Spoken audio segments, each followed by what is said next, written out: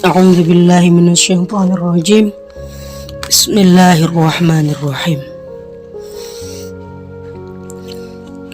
الفصل الخامس في بيان بعد ما يفترى على سيدنا يوسف عليه السلام. قال الله تعالى: أعوذ بالله من الشيطان الرجيم. لقد كان في يوسف وإخوته آية للسائلين.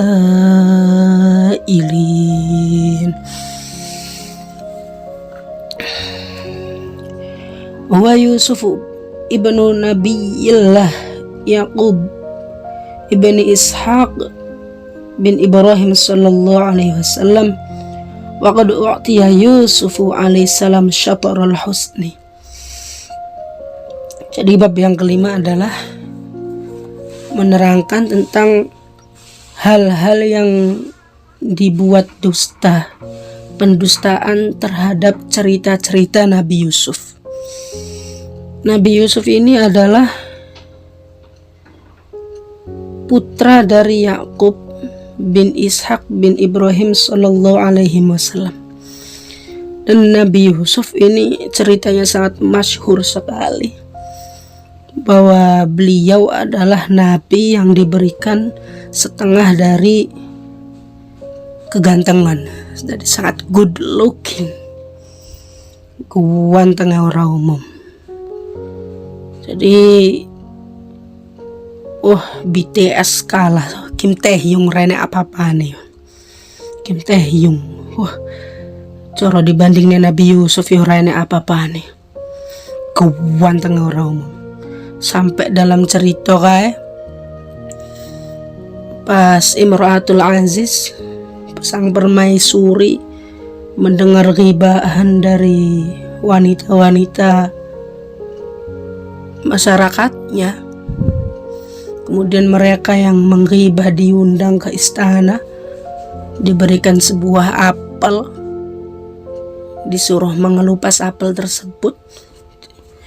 Lah pas saat mengelupas, saat lagi ngocek apel kui mau, Nabi Yusuf dikon metu terus nyawang kabeh. Lah kok gak sadar sing ditiateli iki jerijine. Saking nyawang Nabi Yusuf gantengnya kok yang ngono, jadi rasa sakit yang ada di tubuh ini hilang semua. Gantengnya wong jadi rodok penting, gantengnya rodok penting, adalah sebuah privilege. Good looking adalah sebuah privilege. Jadi gak ada yang bisa melebihi gantengnya Nabi Yusuf, kecuali Nabi Muhammad. Nah, tentang Nabi Yusuf ini adalah cerita yang didustakan, cerita yang dibuat-buat, adalah cerita tentang Yusuf alaihissalam la yuhammu bizina. Jadi di sini akan menerangkan bahwa ketika Nabi Yusuf hendak diperkosa, hendak diajak mesum oleh Imratul Aziz, itu ada sebagian cerita yang menerangkan bahwa Nabi Yusuf sampai ingin melakukan hal tersebut. Apakah cerita ini benar atau tidak? Namun sebelumnya kami akan ceritakan dulu detail tentang cerita Yusuf. Aqama Yusuf alaihissalam fi baiti azizi Misr wa waziriha mukarraman wa kana fa'iqal hasani wal jamal. Falamma shabba wa kabara ahabbathu imratul azizi hubban jamman wa ula'at bihi wa syaghafaha hubbuhu lamma ra'at min husnihi wa jamalihi al-bahir. Jadi Yusuf ini tinggal di rumahnya Azizi Misr, seperti gubernur Mesir ya. Aziz ini orang yang mulia di tanah Mesir.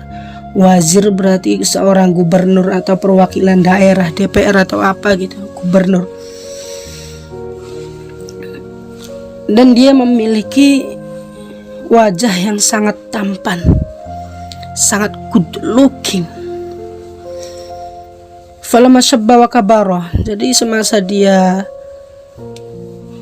puber, semasa dia remaja, Imratul Aziz, istri dari gubernur Mesir ini sangat mencintainya, sangat amat sangat banget mencintainya, sampai-sampai dia terbutakan oleh cinta kepada Yusuf, karena memang Yusuf sangat ganteng, tergila-gila.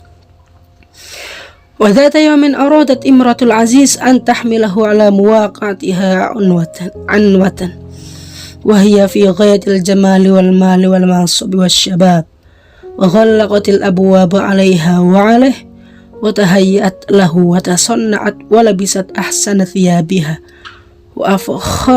وأفخرها ودعته صراحة إلى نفسها من غير حياء، وطلبت منه ما لا يليق بحاله ومقامه. Jadi pada suatu hari si istri dari Imratul Aziz, si Imratul Aziz ini istri dari gubernur Mesir tadi, ini ingin Yusuf itu bermesraan, berjumpa, bermesum, nananina dengan Yusuf. Sampai akhirnya dia menyiapkan, dia berdandan sangat cantik, dia memakai pakaian yang sangat indah, pakaian pakaian haram kalau sekarang, pakaian yang sangat indah, pakai eyeliner, pakai shadow, pokoknya cantik banget. Fi hoyatil jamal, bahasanya di sini dia berdandan dengan amat sangat cantik. Kemudian dia mengajak Yusuf masuk ke kamarnya, dia menguncinya. Sudah tergila-gila sama Yusuf. Kemudian dia meminta Yusuf untuk segera muwaqa'ah ini bercumbu dengannya. Walakin hayhata wa huwa an-nabiyyul afif at-tahir al-ma'sum an mithli tilka ar-radha'il was-safahat wal-fawahish, wa huwa nabiyyun min sulalatil anbiya'il ladzina yastahilu 'alaihimur radha'il wal-fawahish. Tapi mana mungkin Nabi Yusuf berani melakukannya? Bukan berani, melakukan tersebut gak bakal mungkin, karena dia adalah seorang nabi yang afif, nabi yang terjaga, nabi yang suci, nabi yang maksum dari semua perbuatan-perbuatan buruk, dari semua perbuatan-perbuatan yang menghilangkan moral. Dia juga nabi, anaknya nabi. Maksudnya gini, Nabi Yusuf itu anaknya dari nabi, ayahnya Nabi Yusuf itu juga anaknya nabi, kakeknya Nabi Yusuf itu juga anaknya nabi. Jadi tidak mungkin melakukan perbuatan seperti itu. Walidzalika Aba Yusuf alaihissalam ma da'athu ilaihi imratul aziz wa amtana'a ashaddal imtina' wa lam yataraddad lahdatan fi fi'lil fahisyah. Karena dari itu Nabi Yusuf menolak. Wa amtana'a ashaddal imtina', dan dia sangat menolak. Gak mungkin dia mau walaupun sedetik pun melakukan perbuatan itu. Gak mungkin. Jadi ada sebagian cerita yang memang berkembang, entah itu cerita Israiliyat atau cerita apa. Intinya cerita yang merendahkan martabat dari Nabi Yusuf. Cerita tersebut adalah cerita tentang ketika Nabi Yusuf ini diajak oleh Imratul Aziz, oleh sang permaisuri itu. Nabi Yusuf ini sampai melepas celananya. Bahkan ada yang berbicara seperti itu. Dia sempat terpujuk, kemudian dia melihat adanya burhana Rabbi. Kemudian dia sadar kembali, itu tidak benar. Yang benar adalah Nabi Yusuf tidak mungkin ada kesengajaan, ada kemauan untuk melakukan hal itu. Dia adalah seorang nabi yang afif. Dia adalah seorang nabi yang terjaga. Lahdotan pun dia tidak akan mau untuk melakukan hal tersebut, bahkan tidak terlintas sedikit pun melakukan hal tersebut dengan Imratul Aziz. Lidzalika la yasihhu wa la yajuz i'tiqadu ma yurwa an ba'dil mufassirin anna Yusuf alaihissalam halas sarawil wa qa'ada minha maq'adar rajuli min imra'atihi wa halla aqdan nitaqiha fa inna hadha batilun wa kufrun idh la yaliku binabiyyin min anbiya'illahi ta'ala ayyahsula minhu dhalik. Jadi di sini diterangkan bahwa Dr. Syekh Thorih Muhammad Najib Liham ini ada sebuah cerita yang mengatakan bahwa Nabi Yusuf sampai melepas celananya dan dia sudah duduk di atas Imratul Aziz, di atas wanita tadi, seperti halnya duduknya orang yang ingin menanananina seorang istri gitu. Ini adalah cerita buruk, cerita bohong dan cerita batil, bahkan bisa sampai menjadikan kufur. Kalau kita mempercayai ini, kenapa idla yaliku binabiyyin min anbiya'illahi ta'ala? Karena apa? Karena cerita ini tidak layak disandarkan pada seorang nabi. Gak layak. Hal rendahan seperti ini, ada keinginan berbuat maksiat seperti ini disandarkan pada seorang nabi, itu adalah termasuk melecehkan derajat para nabi.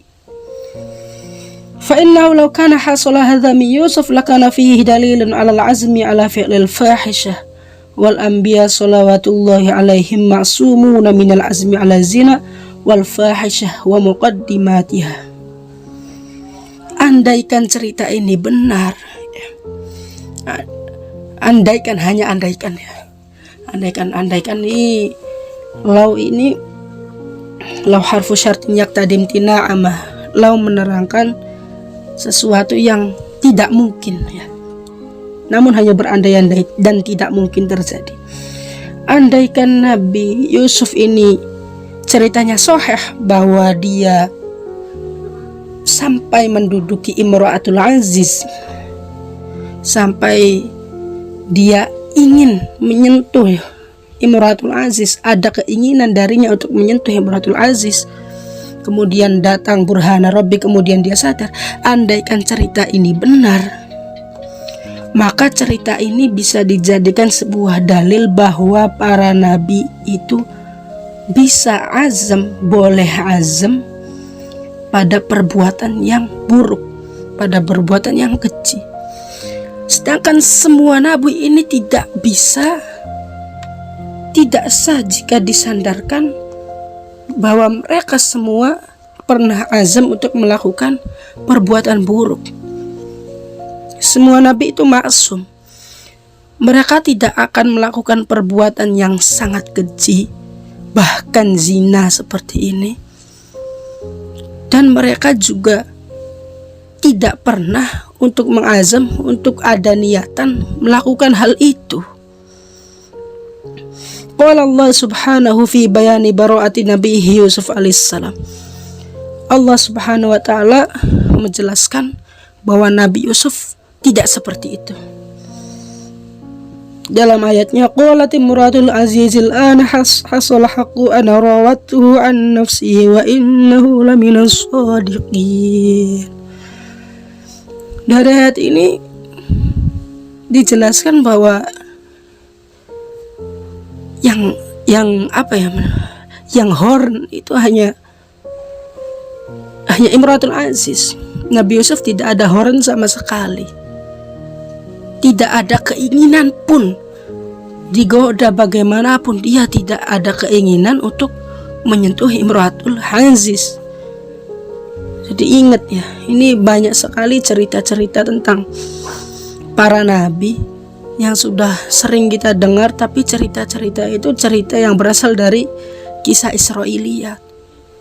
Cerita itu terlihat sangat seru, terlihat